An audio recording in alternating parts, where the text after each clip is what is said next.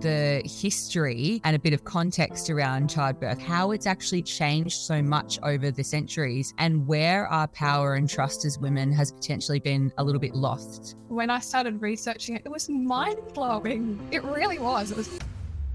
Welcome back to Wildly Empowered Women, the history and a bit of context around childbirth, because that was something that I loved so much that you explained in the class, was how it's actually changed so much over the centuries and where our power and trust as women has potentially been a little bit lost, because obviously our bodies are designed for this. And, you know, like we're literally designed for creating and birthing and raising and feeding children. A woman's body is designed so specifically for that.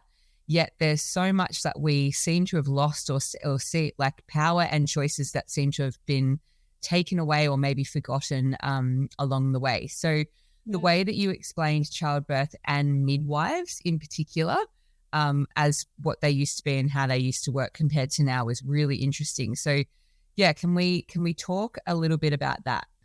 Absolutely. Yeah. So when I was becoming a hypnobirthing childbirth educator, one of my assignments, if you like, was to write an article. And I thought what would be great is writing an article about the history of birth in relation to fear.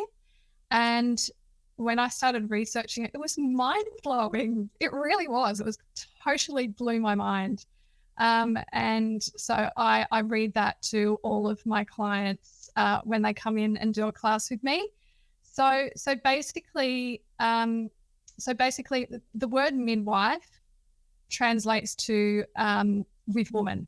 It just means with woman. And so back in the day, midwives were commoners that had their education and training informally passed down from one midwife to another. And so they're in the community, they were praised, they were entrusted, they were a really important part of the community in helping to bring new life into the world safely.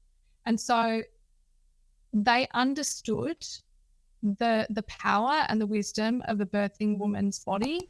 They understood optimal positions to promote labour and birth. They understood how to nourish a woman throughout their labour experience and also postpartum and to support breast milk supply, and how to catch and care for newborn babies.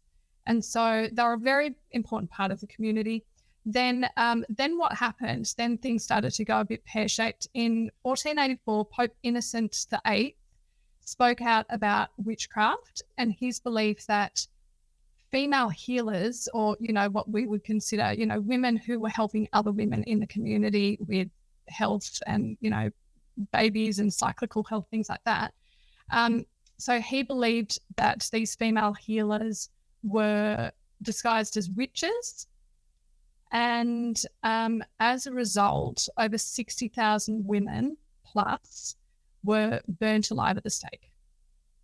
And so around that time, if you weren't dobbing in another woman, you were seen as hiding something or being a witch yourself. So this is where we see women pitting against each other in competition. So it's a horrible, really horrible part of our past. And so then as a result, there's not a lot of support for women who are birthing. And if you had a complication in your pregnancy, you weren't seen as fit for care under a physician. So you were given a local shepherd, or you were left to die.